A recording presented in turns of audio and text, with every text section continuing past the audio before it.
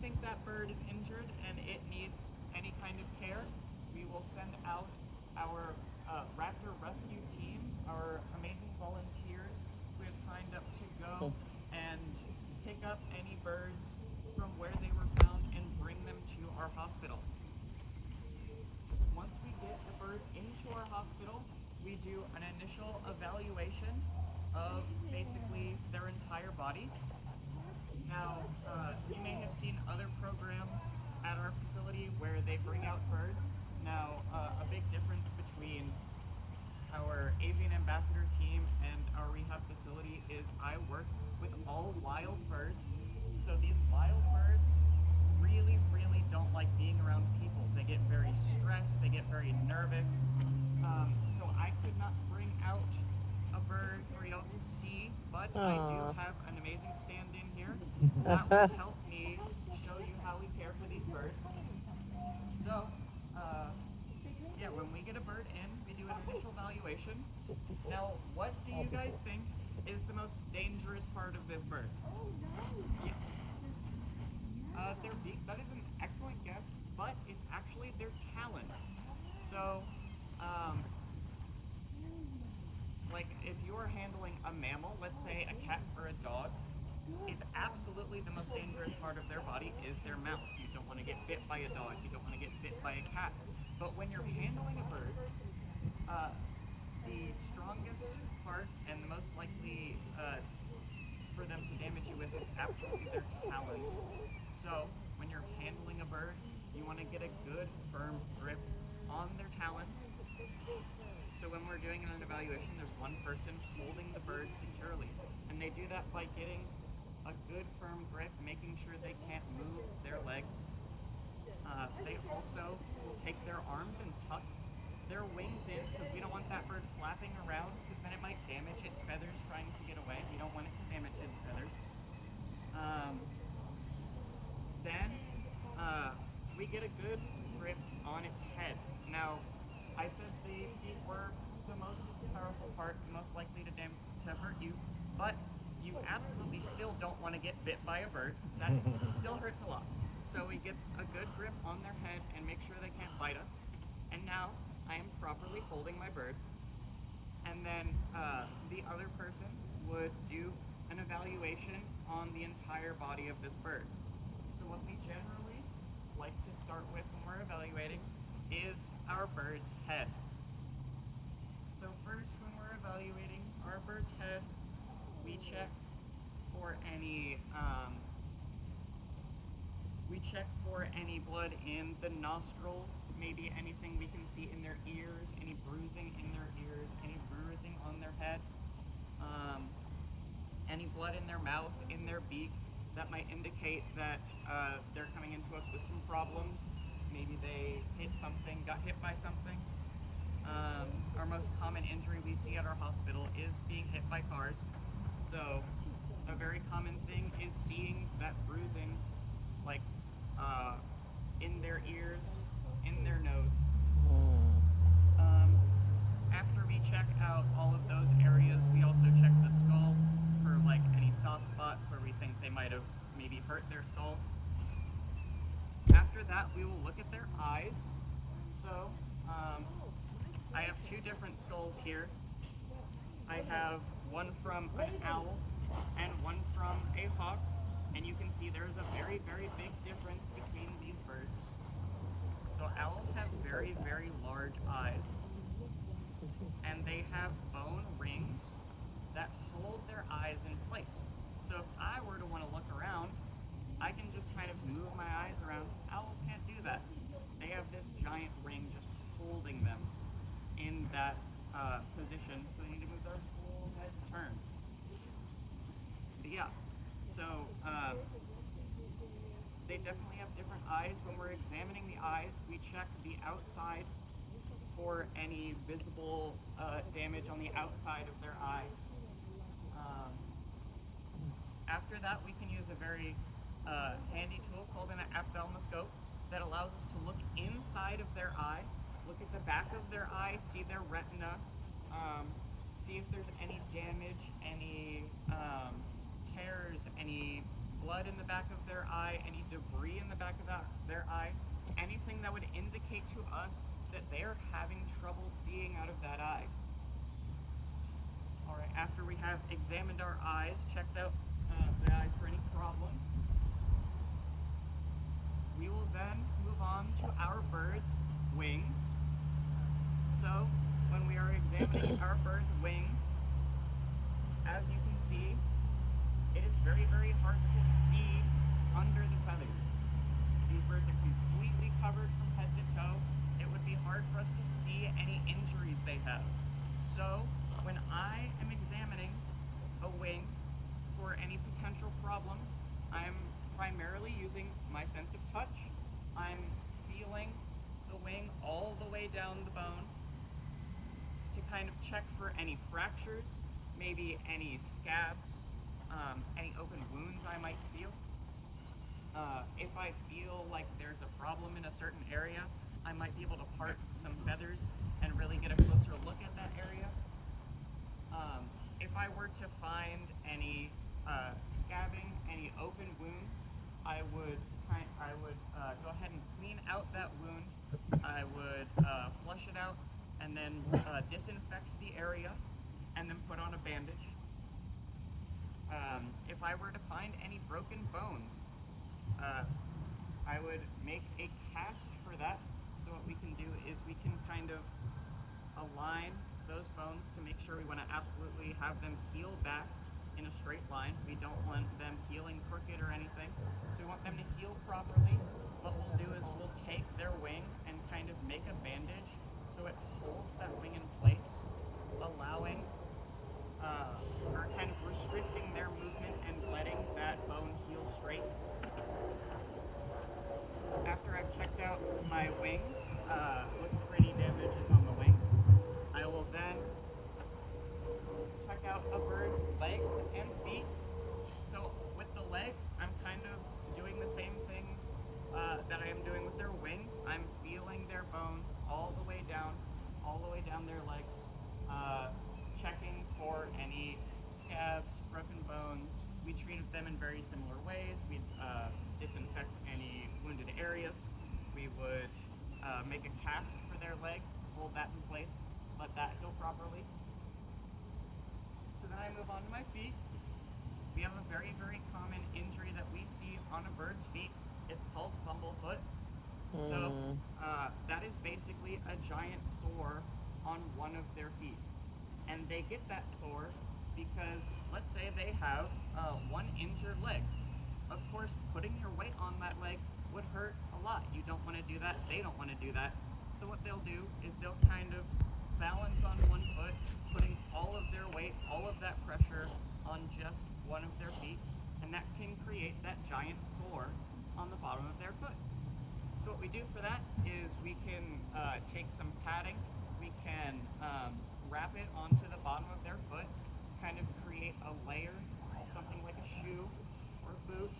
So when they put all that pressure on that one leg, it's not going to damage the bottom of their feet. After I have checked out my legs, my wings, and my head, I move on to the body. So when I am assessing a bird's body, we like to take what is called a body condition score. So where we have our sternum right here, birds have a keel bone. This is the attachment point for all of their flight muscles. And we can generally look at those muscles on their keel to determine how healthy that bird is. So we have a scale from 1 to 5 here. If a bird is in the 3 or the 4 range, having a good amount of muscle on that bone, making a tent, they're a healthy bird. They're eating enough, they're flying, they're absolutely using those muscles enough. If a bird were to get up to the 5, that might indicate that that bird is overweight. We don't often see this at the hospital, but birds under human care, if we can see their keel kind of bubbling over that bone, that might indicate to us that maybe we want to reduce their food intake a little bit.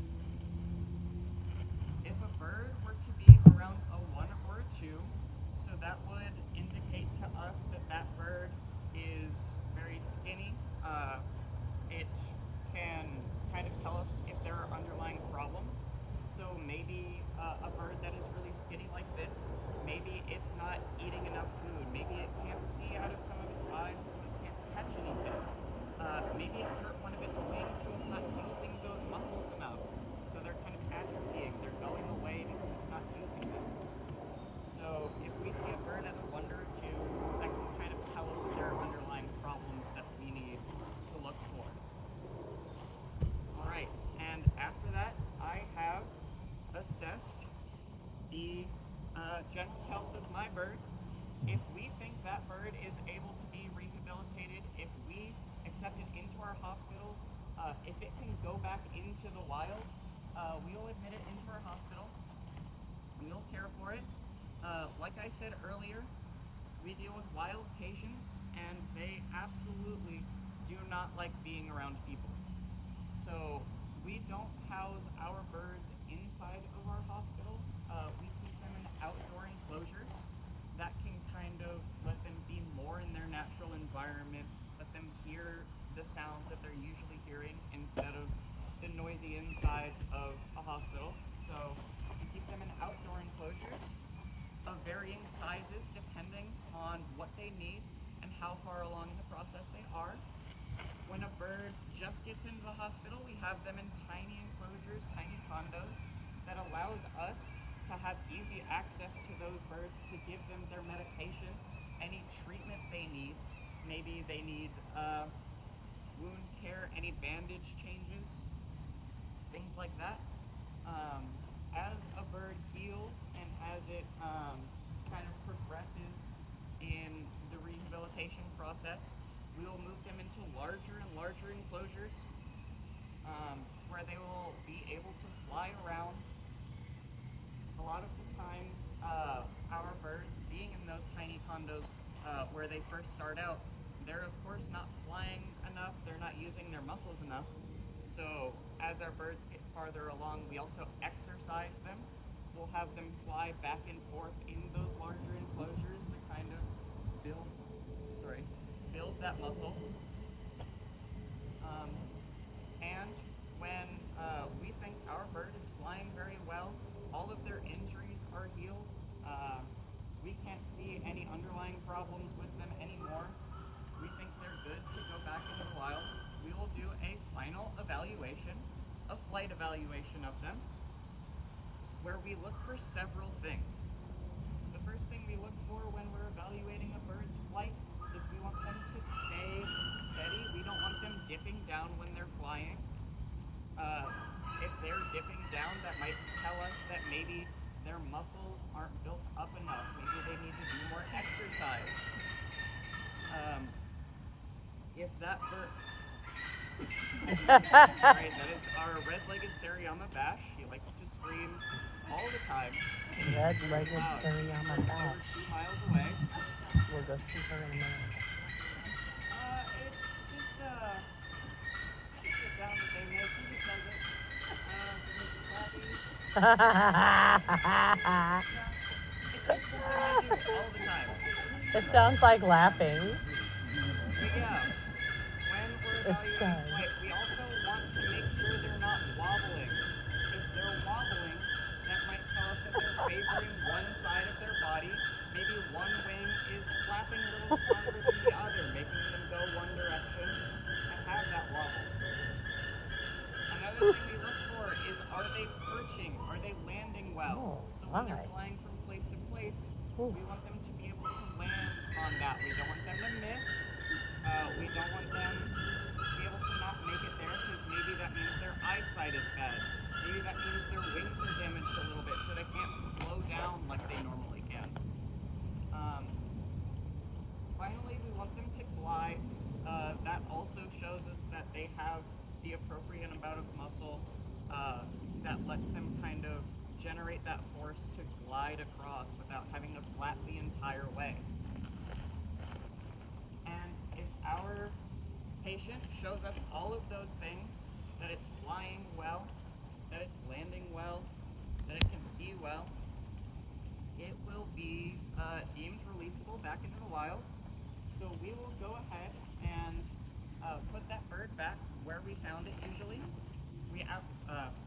We generally try to always put them back where we found them. Sometimes that's not possible. Sometimes if a bird comes to us from getting caught in a fishing line, we don't want them to be close to that fishing line again. So sometimes there are dangers in that environment where we found them, where we would maybe put them somewhere else. But generally, if we think where they came from is a good spot to put them back at, we will contact the finders, ask them if they want to be involved in the release. They can come and see us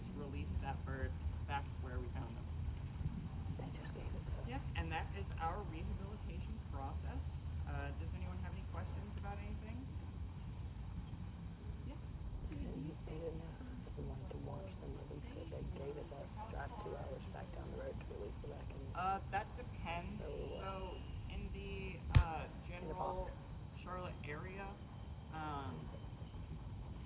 we admit most of our birds. Our retrieval process is 100% volunteer based and based on who calls us.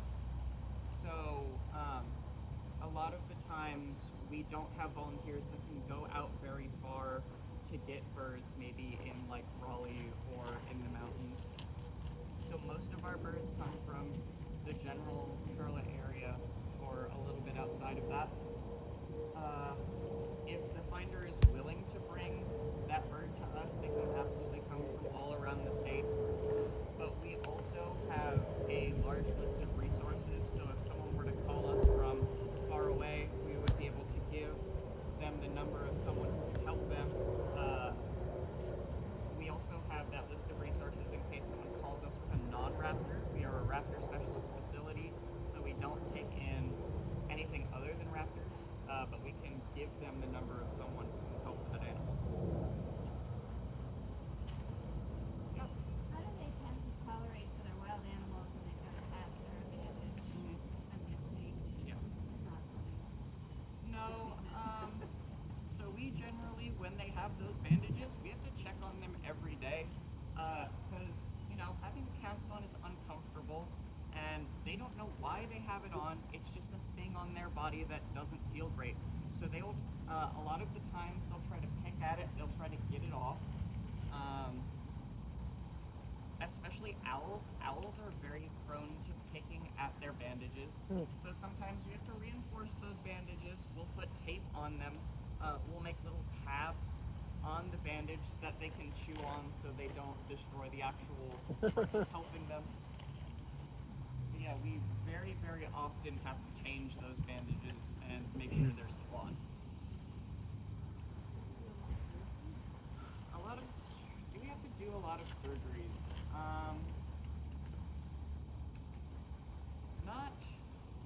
Not often. So a lot of the times when we have those bone fractures, is one reason why we would do surgeries, but a lot of the times we'll try to align that bone just from the outside because a bird's skin is very, very thin, so it's very easy to access that bone, so we can kind of line it up and then hold it in place so it can heal properly.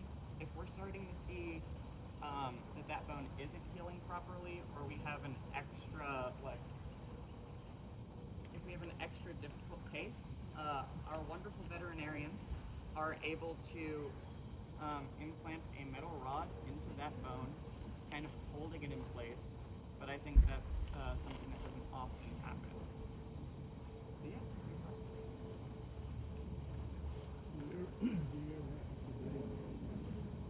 Yes.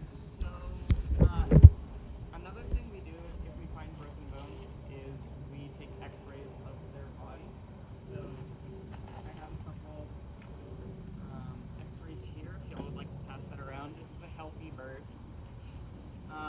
But yeah, a lot of the times we have to x-ray that bird, and they're not just going to sit on the table and sit still so we can look in their body. So sometimes we will have to anesthetize them. If we have any procedures, like I was saying, if we're caring for their wounds, we also will have to anesthetize them for that, just to keep them from moving around, potentially hurting themselves more. So yeah, we do often have to do that for them. Nobody wants to answer or give it. Any other questions? Yeah, absolutely. You said you're an intern. Are you studying like wildlife management or veterinary science or Yeah, so I'm interested in animals? Yeah, so I'm currently pursuing my biology degree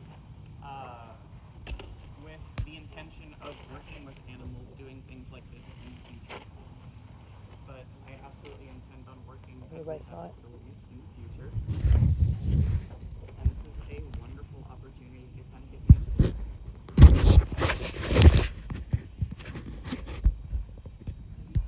Anything else? All right.